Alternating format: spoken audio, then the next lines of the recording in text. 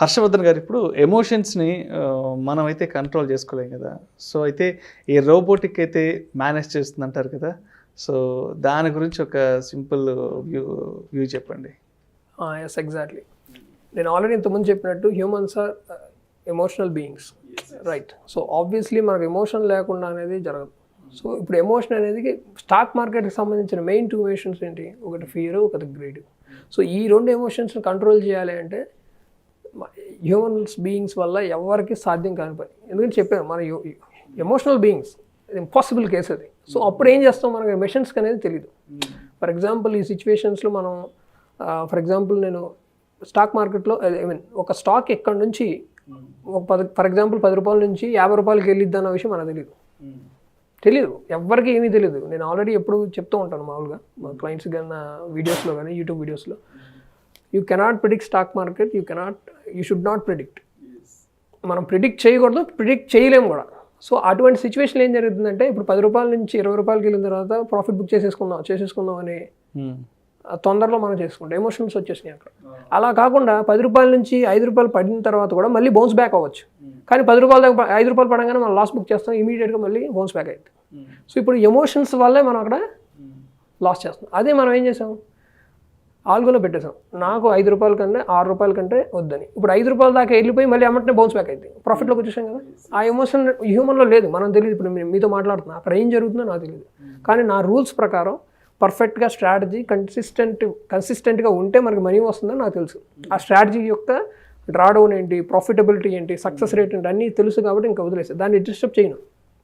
ఏమైనా కానీ డిస్టర్బ్ చేయకూడదు కూడా. ఎందుకు, ఒకసారి ఒక రూల్ పెట్టుకుంటే దాని ప్రకారంగా మనం వెళ్ళిపోవాలి. సో ఇప్పుడు మీరు మాట్లాడుతున్నాను, నేను స్టాక్ మార్కెట్లో అక్కడ ప్రైస్ ఏంటో చూడట్లేదు కదా. సో ఆబ్వియస్గా అది మన స్ట్రాటజీకి తగినట్టుగానే ట్రేడ్ చేసేది, కానీ దానికి ఎమోషన్స్ ఉండవు. ఒక్కొక్కసారి ఏం జరుగుతుంది అంటే నీజర్ రియాక్షన్స్ వస్తుంటాయి మార్కెట్లో, సడన్గా పడిపోవటం. ఇప్పుడు ఆ ఆర్టిఫిషియల్ ఇంటెలిజెన్స్ సంబంధించిన కోడ్ కూడా నేను ఇంక్లూడ్ చేశాను ఇందులో. అప్పుడు సడన్గా పడింది అనుకోండి, ఇది ఫేకా కాదా, లేదా సడన్గా స్పైక్ ఇచ్చింది అనుకోండి, ఇది ఫేకా కాదా అనేది డిసైడ్ చేస్తుంది మన ఆల్గోలో. అప్పుడు అది స్పైక్ వచ్చి మళ్ళీ ఏమంటే రిటర్న్ అయిపోతుంది, మళ్ళీ బ్యాక్ వచ్చి మళ్ళీ ఓకే అది సస్టైన్ అయిన తర్వాత మాత్రమే ఇది కరెక్టే కాదా అనే విషయాన్ని అర్థం చేసుకుని అప్పుడు మాత్రమే బై చేయాలా, సెల్ చేయాలా, స్టాప్ లాస్ తీసుకోవాలనేది ఆల్గో ట్రేడింగ్లో డిసైడ్ అవుతుంది అనమాట. So it's all depend on the strategy, how you design. మీరు స్ట్రాటజీని ఏ విధంగా డిజైన్ చేసి ఉంటారో, డెవలప్ చేసి ఉంటారో దాని మీద ఉంటుంది.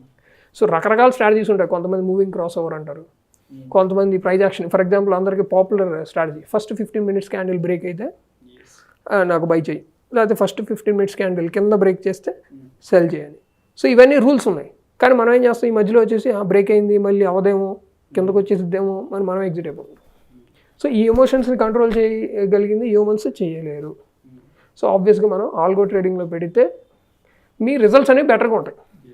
కొంతమంది ఉంటారు ఆబ్వియస్గా సైకాలజీని ఆ విధంగా మనం కంట్రోల్ చేసుకుని అర్థం చేసుకునే వాళ్ళు, మనకి దీన్ని ఆల్రెడీ పట్టు సాధించాం, రూల్ లాస్ అయినా పర్లేదు, మనం ఇద్దాము, ప్రాఫిట్ నెక్స్ట్ టైంలో తీసుకుందాం అనుకునే వాళ్ళు మాత్రమే కంట్రోల్ చేయగలరు. మిగిలిన వాళ్ళు చేయలేరు. కాబట్టి ఆబ్వియస్గా మనం ఆల్గో మీద డిపెండ్ అయితే మన ప్రాఫిటబుల్ స్ట్రాటజీని ఇంప్లిమెంట్ చేసి అప్పుడు మాత్రమే సక్సెస్ అవుతాం. అయితే ఒక ఆల్గో ట్రేడింగ్ ప్రోగ్రామర్గా మరి ఆల్గో ట్రేడింగ్ ఉపయోగించుకోవాలంటే దానికి ఎంత ఛార్జ్ చేస్తారు? So it depends, algo programmer కదా లేకపోతే ఆల్గో సబ్స్క్రిప్షన్ ప్రోగ్రామర్. సో మార్కెట్లో చాలా ఉన్నాయి. ప్రోగ్రామర్గా జనరల్గా ఫ్రీలాన్సింగ్ కూడా మీకు దొరుకుతారు, కొన్ని కంపెనీస్ కూడా ఉన్నాయి. సో మీకు ఆ కాంప్లెక్సిటీని బట్టి, స్ట్రాటజీ యొక్క కాంప్లెక్సిటీని బట్టి 20,000 నుండి 50,000 బేసిక్గా ఉంటుంది. ఇంకా బాగా కాంప్లెక్సిటీ ఎక్కువ ఉంటే కొంతమంది 1 lakh దాకా కూడా ఛార్జ్ చేస్తారు. అంటే మీరు డిపెండ్ అవ్వాలి. ఇప్పుడు ఫర్ ఎగ్జాంపుల్ మూవింగ్ యావరేజ్ ఉందనుకోండి, 50-20 మూవింగ్ యావరేజ్ క్రాస్ అయితే బై చేయాలి, మళ్ళీ ఇటు క్రాస్ అయితే సెల్ చేయాలి.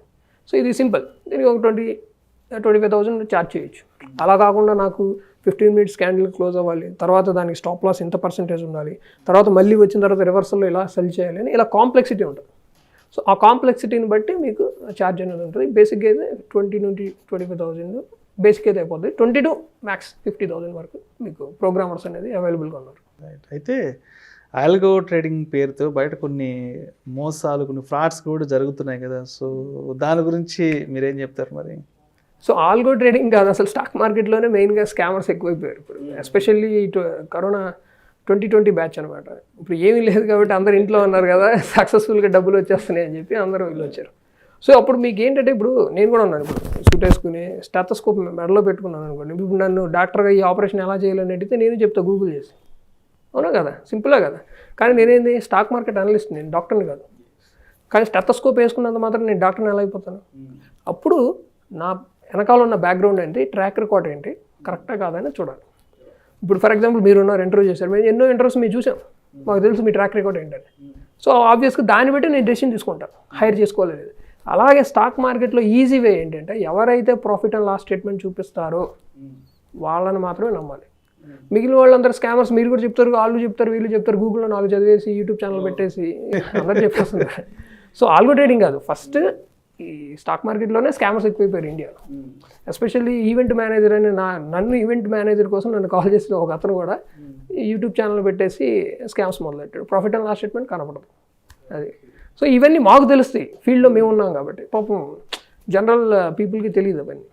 సో ఇలా ఇవన్నీ స్కామ్స్ అనేది ఎక్కువైపోయినాయి. కానీ నేను చెప్పేది ఏంటంటే ఒకటే, ఎవరైతే ప్రాఫిట్ అండ్ లాస్ స్టేట్మెంట్ చూపిస్తారో పర్ఫెక్ట్గా, ఇప్పుడు లాస్ట్ టైంలో 3 months నుంచి జరిగిన algo tradings profit and loss statement లైవ్లో చూపించాను. ఇది ఒకటే కదా, 2018 నుంచి కంటిన్యూస్గా ప్రాఫిట్ అండ్ లాస్ స్టేట్మెంట్ చూపిస్తూనే వచ్చాను నేను. సో ఇండియాలో కానీ ఎవరు ఇంతవరకు అలా చూపించారు, కొంతమంది ఉన్నారు, ఒకళ్ళిద్దరు నేను చూశాను. సో తెలుగులో అసలు ఎవరు లేరు, ఒకళ్ళిద్దరు ఉన్నారు, చూశాను, okay fine, good people. So మిగిలిన ఇది ఏంటంటే రెస్పాన్సిబుల్గా మనం కూడా తీసుకోవాలి. పీపుల్ ఇప్పుడు రోడ్డు మీద వెళ్తున్నప్పుడు మ్యాన్ హోల్ ఉంది, మనం ఆబ్వియస్గా మనం చిన్న హెల్ప్ చేస్తాం కదా, మూసేంటారు బాబు, తర్వాత లేకపోతే నెక్స్ట్ ఎవరైనా వచ్చి పడతారని. సో అదేవిధంగా ఎవరైతే ప్రాఫిట్ అండ్ లాస్ స్టేట్మెంట్ చూపిస్తారో వాళ్ళు మాత్రం మీరు వాళ్ళు ట్రస్ట్ చేసి ఛాన్స్ తీసుకుంటే ఓకే. అలా కాకుండా ఎవరు పడితే ఆడు యూట్యూబ్ ఛానల్ ఓపెన్ చేసేసి స్టాక్ మార్కెట్ అని హెడ్డింగ్లు పెట్టేస్తే అది వాళ్ళకే నష్టం, అది వాళ్ళ కర్మది. మనం ఏం చేయాలి. Thank you sir, thank you so much. ఈ ఆల్గో ట్రేడింగ్లో ఎటువంటి మోసాలు ఉంటాయి, సో ఆ మోసాలు మనం ఎలా ఐడెంటిఫై చేయాలి, సో వాటిని గుర్తించి ఎట్లా సేఫ్ జోన్లోకి రావాలి అనే విషయం గురించి కూడా మన ప్రేక్షకులకు చాలా డీటెయిల్గా తెలియజేశారు హర్షవర్ధన్ గారు. Thank you so much sir. Thank you so much.